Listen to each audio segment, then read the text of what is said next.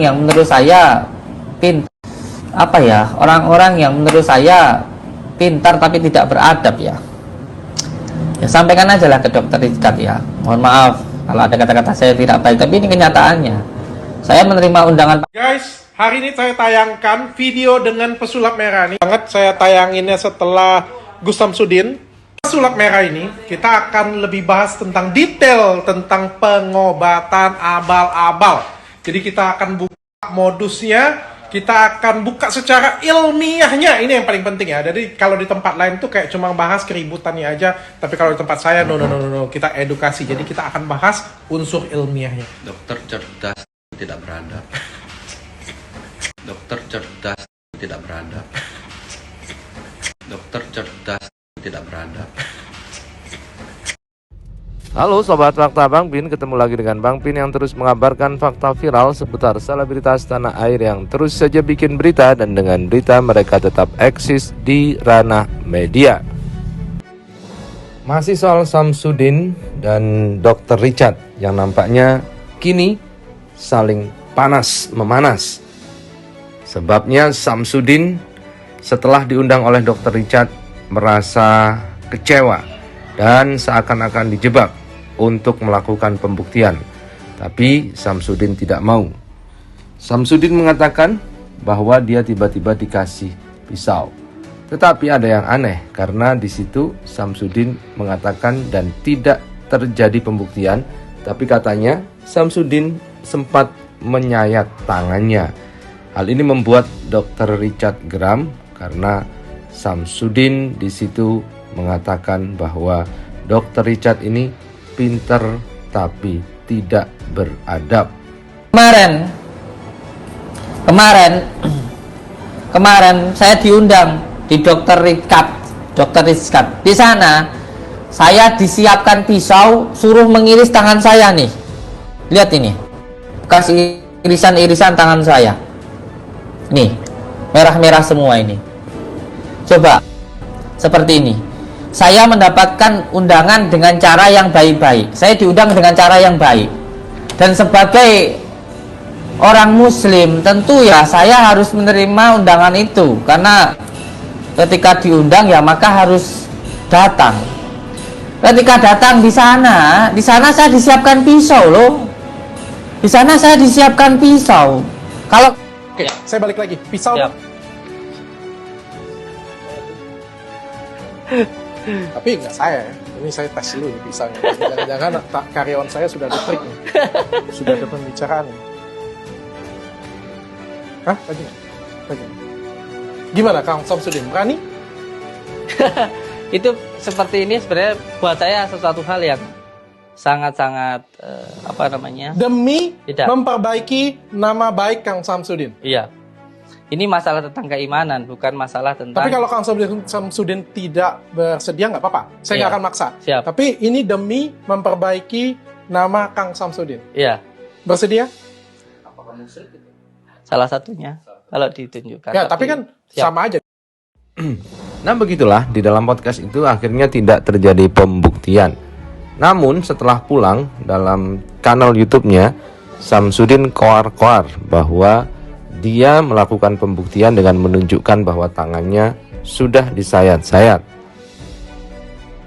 Akhirnya Samsudin nampak kecewa dengan Dr. Richard sehingga dia mengatakan bahwa Dr. Richard ini pinter tetapi tidak beradab. saya itu nggak sakti. Sudah. Siapa bilang kalau saya itu sakti? Siapa? Saya nggak pernah bilang kalau saya itu sakti. Saya itu hanya berdoa, semuanya saya pasrahkan kepada Allah.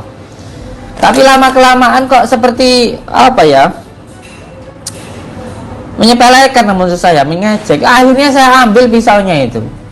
Saya iris-iriskan ke tubuh saya ini. Akhirnya saya dimarahi sama istri saya. Seolah-olah kalau saya meladeni, saya seperti sombong, tidak dilayani, kira tidak berani. Ada videonya nanti ditampilkan.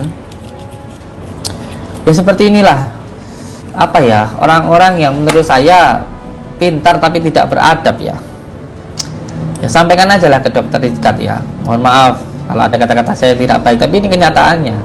Saya menerima undangan panjenengan dengan penuh sopan, sangat menghargai panjenengan, kan gitu. Sampai di sana disiapkan pisau. Astagfirullahaladzim. Dan akhirnya Dr. Richard pun mengunggah di akun Instagramnya protes dengan kata-kata si Udin, karena di awal dan di akhir podcast Dr. Richard dan si Udin pisahnya baik-baik saja dan mereka melakukan perdebatan. Karena itulah kemudian Dr. Richard membongkar jejak digital Samsudin. Saat itu dia sedang sakit dan bahkan dia ke dokter. Dan inilah gambar Gus Samsudin sedang diinfus di rumah sakit. Dr. Richard pun memberikan caption, dia sakit, pergi ke dokter. Orang lain sakit, malah pergi ke dia untuk disetrum keris. Di situ Samsudin terbaring lemas dengan menggunakan masker dan diranjang operasi rumah sakit. Hal ini tentu sangat logis untuk membantah logika-logika orang-orang yang masih suka datang ke perdukunan. Karena dukunnya aja datangnya ke dokter, guys. Jenengan dengan penuh. Hai guys, saya dapat kiriman kopi lagi nih dari Brilliant Coffee ini dari salah satu anak SMA ya. Guys, hari ini saya tayangkan video dengan pesulap merah ini. Banget saya tayanginnya setelah Gus Samsudin. Pesulap merah ini kita akan lebih bahas tentang detail tentang pengobatan abal-abal. Jadi kita akan buka modusnya, kita akan buka secara ilmiahnya. Ini yang paling penting ya. Jadi kalau di tempat lain tuh kayak cuma bahas keributannya aja, tapi kalau di tempat saya no, kita edukasi. Jadi kita akan bahas unsur ilmiahnya. Dokter cerdas tidak beradab. Keren banget, kalian harus lihat ini. Ini karyawan saya. Hai semuanya. Gila gak sih? Kalian demo atau apa sih sebenarnya? Kalian demo apa sih sebenarnya? Hah? Kalian nih Palembang doang, senggol dong.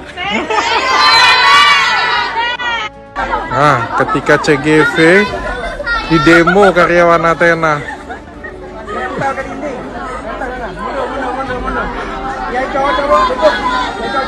Oh, siapa yang berani lawan coba? Surat terdaftar pengobat tradisional. Lah ini kan yang saya bongkar kan nggak ada apa-apanya nih. Kami menerima jasa pelet itu nggak ada. Penyihir yang beneran penyihir nggak komersil. Iya, ya kan nggak akan di share. Ini untuk persyaratan masuk wilayah. Nyatanya sekarang dibongkar privacy KTP.